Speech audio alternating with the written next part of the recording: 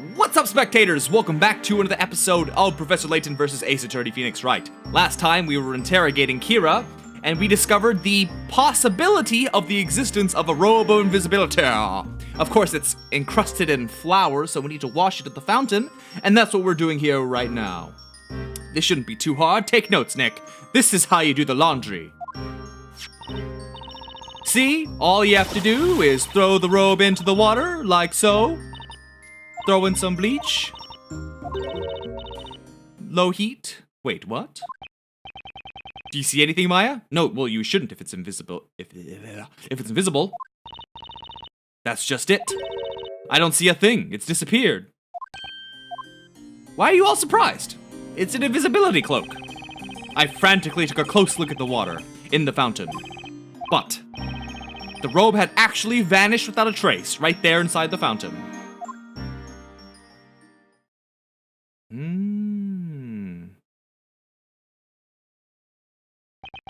Defender. What is the meaning of this? How could you have lost such a vital piece of evidence? Really? You just put your arm in the fountain and just slide it through and then boom, you've got an invisibility robe. Oh my god, Phoenix. It wasn't on purpose. Trust me, I wish I knew how it happened. Great. Now Spell's guilty and she's gonna die. Look what you've done.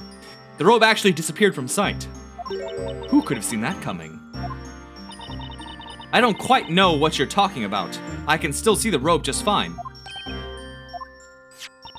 Look, it's right here, see? No, I really don't see, because there's nothing to see. So, is that how it works? Putting the robe on makes you disappear completely from sight? But from the looks of it, only Kira is able to actually see the robe itself. It is not just me. It's all inhabitants of the Eldritch Woods. All of us can see the robe. Our village lies deep within the recesses of the forest, in a world much different from this one. That's where I live. As long as we obey the law of the land, as long as we obey the dark law of the land, we are allowed to live there. I knew it. There's definitely something different about Kira compared to the rest of the townspeople here. Maybe it's another universe. A third multiverse for the time being. Seeing as only the witness can see the robe, we will cover it in flour again for the sake of visibility. Let's see. Invisible updated. Makes its wearer invisible. Worn by inhabitants of the Eldritch Woods. There's still one tiny thing bothering me. Miss Kira, your robe was found on the middle floor of the bell tower, the same floor where we found my client. However, you were hiding on the uppermost level of the bell tower. You testified a little while ago that you dropped your robe, but I have to wonder, what exactly were you doing there on that top floor? It would seem there is still much we must ask this witness. What say you, High Inquisitor Darklaw? 'Tis the Inquisition's duty to follow my lord's decisions on such matters. I have no objections. She has no objections! Very well, witness. You are hereby ordered to continue with your testimony. Tell us what happened between your sneaking up to the top floor of the bell tower and tonight's most terrible crime. Okay.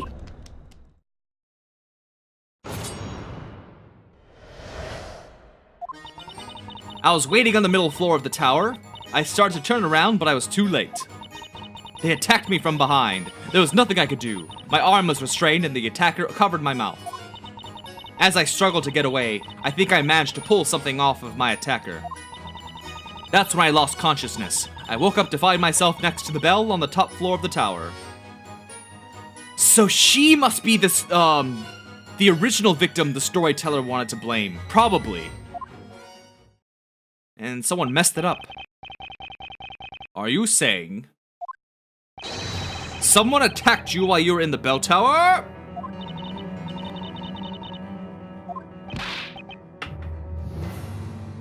But who? I don't know. They attacked me from behind, so I couldn't see who it was. So you were unconscious the entire time after that. That's why I was unable to complete my mission.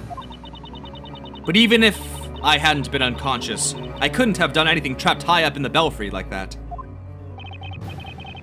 I wonder if that weird contraption we found there was used to move Kira up to the belfry. At least, I can't see any other way she could have gotten up there. You heard the witness. She was locked up in the belfry of the tower.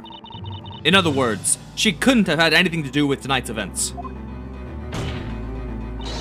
Therefore, there is no need for this utterly useless interrogation. Objection! Not so fast. The witness also testified that someone attacked her tonight. Defender, are you implying that this attacker could have been Bazella? I cannot say for certain, Your Honor. Regardless, the defense requests we be allowed to cross-examine this witness. Request granted. Now then, defender, you may begin your interrogation. Here's where the fun begins. Let's see if we can coax this mysterious second witch out of hiding.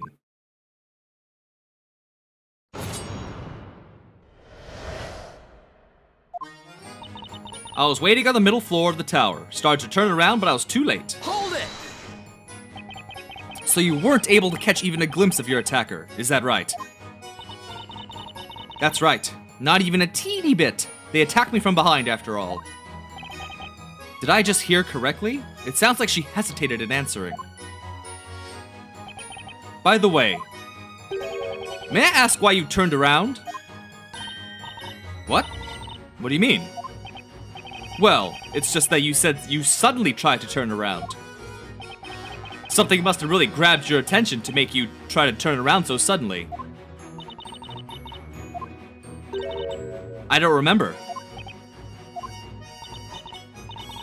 I do think I heard a sound come from behind me. You're saying that you heard something, and that's what made you turn around. Yes. But I don't have any recollection of what exactly that was. But she was in her robe, so if anyone attacked her, it has to be someone from the Eldritch Woods. I'm sure that'll come in handy later. They attacked me from behind, there was nothing I could do. My arm was restrained and the attacker covered my mouth. Hold it! Was the person male or female, or are you not sure?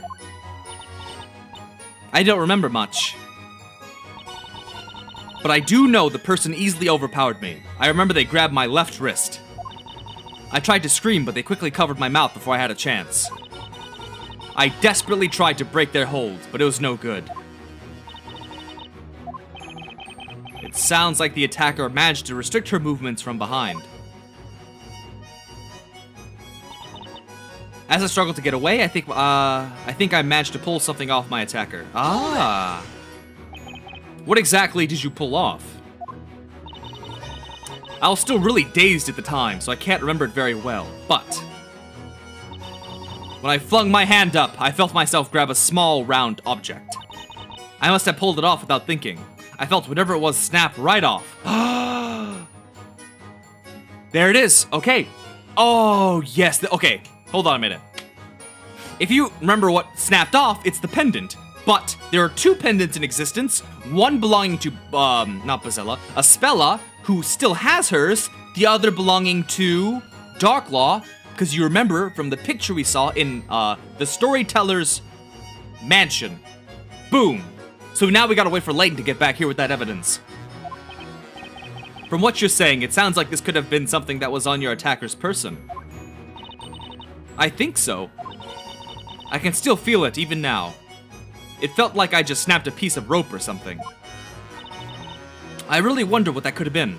I think I would recognize the shape if I saw it. If only we had something that could trigger her memory. Then all we'd have to do is present it and we'd be in business. Tell me about it. Oh, well, that's a pretty good clue. Okay, hold on. Well, go back. Present. And boom! Objection! Miss Kira, you stated that you felt yourself snap something off your attacker. Would that thing, by any chance, be this right here? Oh. That's it! I recognize that shape. That was the object I grabbed. What did you say? But that's the accused's pendant, is it not? Not quite, Your Honor. There are actually two pendants like this. The one you see here is the counterpart to Miss Cantabella's pendant. Now that you mention it, I remember the necklace was actually very tough. It really didn't rip right off so easily. So, I struggled against it, tugging and pulling at it for a bit, and I must have scratched their neck in the process. Wait a second. You mean you scratched your attacker's neck? I think so, but I don't know for sure.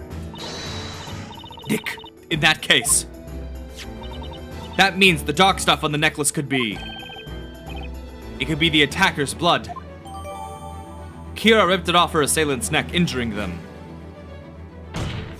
Hey, Darklaw, do you mind, showing us your neck real quick? As the court can clearly see, there are still traces of blood left on the necklace itself. However, take one good look at my client and you'll notice there are no visible scars or cuts of any kind around her neck. Ergo, there's no way Miss Cantabella could be Miss Kira's attacker. Objection! Nice try, defender, but I must stop you right there. Huh? Have you already forgotten what I told you? The Great Witch can use any spell in existence. She could have easily healed any such wound in the blink of an eye. What a cop-out defense. I can't believe I'm saying this, but I already miss Inquisitor Barnum. How is he, by the way? Hope he's doing okay in prison. We really can't catch a break on this one, huh? Let us resume the interrogation. Continue with your testimony. Oh, but oh man, we're just gonna continue like that never happened? As I struggled to get away, I think I managed to pull something off my attacker. Here it is. That's when I lost consciousness. I woke up to find myself next to the bell. Hold it! You say you lost consciousness. In fact, it actually felt a lot like magic. It was the first time I'd ever experienced a magic spell quite like that. As I thought. There was magic at play here, must I remind you. That the Great Witch Bazella can use any and all magic with the snap of her fingers. Indeed.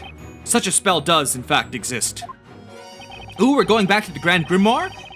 It was, oh, blast, what was it called again? Don't sweat it, Your Honor. Just leave it to me and my trusty old Grand Grimoire.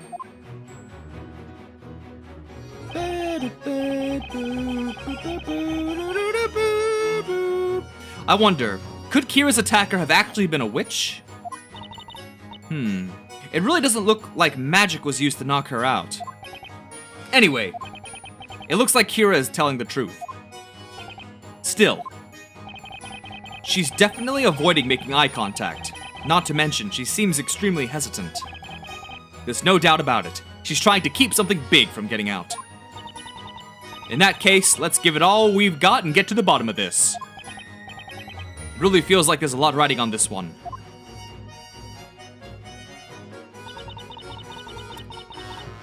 Let's see, I was waiting on the middle floor of the tower, started to turn around, and I was too late. Hold it! So you weren't able to catch even a glimpse of your attacker, is that right? That's right. Not even a teeny bit. They attacked me from behind, after all. Did I just hear correctly? It sounds like she hesitated in answering. That sounds familiar. By the way, may I ask why you turned around? Well, we've already heard this before. What do you mean? Suddenly tried to turn around. Something really grabbed your attention, then she'll say it was a noise. Heard something. Yeah, we've already done this. Are we back at the beginning again? Arm was restrained. We have already pressed these, haven't we? We are back to the beginning. What?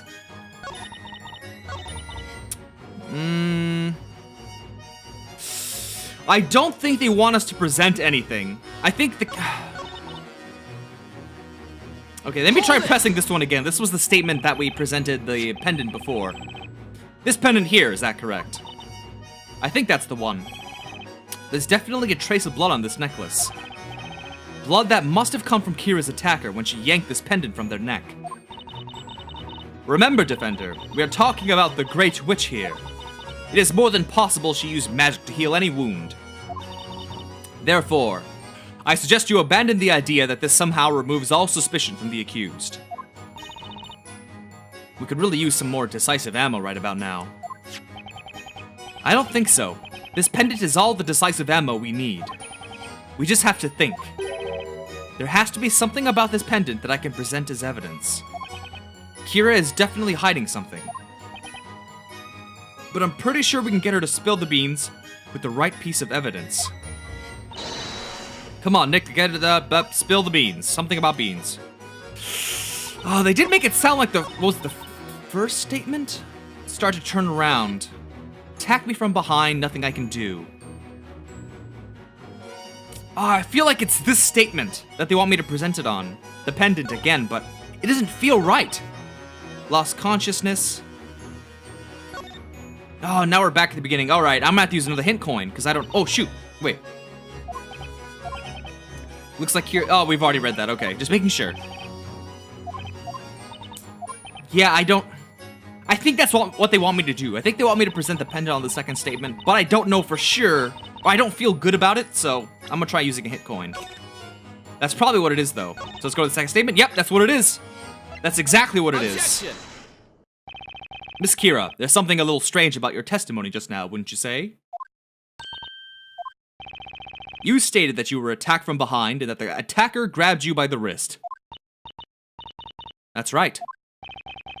Assuming that was in fact the case, then I'd say no matter how much you struggled, there's no way you would have been able to yank off this pendant, don't you think?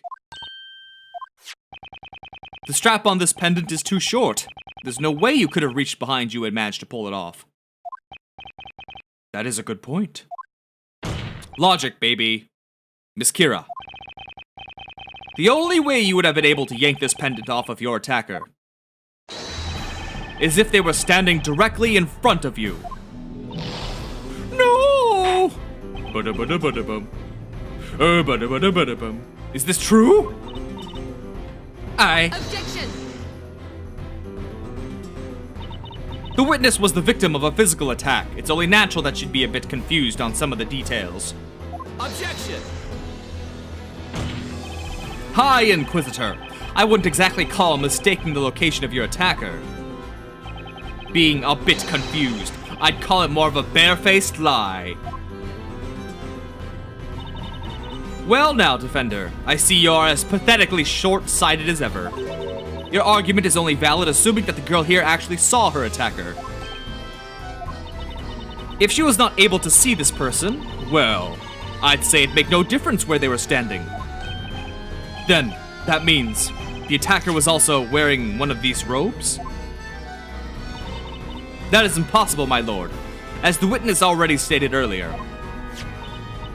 Only residents of the Eldritch Woods are able to see these robes. In short, the attacker must have been a witch and must have disappeared from sight with the use of magic. You must mean the Great Witch Bazella. There is one more thing proving the attacker to be a witch. And just what might that be? The witness has stated that she lost consciousness. If you take a look in the Grand Grimoire, you will notice a spell called Feign-Fall. Witness, allow me to ask you. Did you hear the incantation of this spell? Now that you mention it, I do remember hearing something like that. What?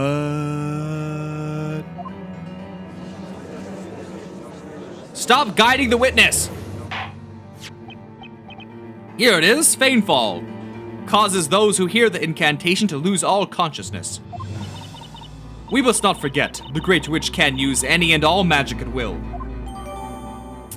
Let's see, causes those who hear the incantation to lose all consciousness. Its effect takes hold the second the incantation is heard. Witness, amend your testimony to reflect this important piece of evidence. Information. Right away. Oh boy, I can't believe she managed to get out of that one. But still, I'm not about to give up just yet. I'll keep on going until we finally get to the bottom of who this attacker really is. Now then, let us continue with the interrogation. And with that being 20 minutes and a somewhat natural stopping point, I'm gonna end this video here. So stay tuned for the next one, and thanks for watching. Bye-bye!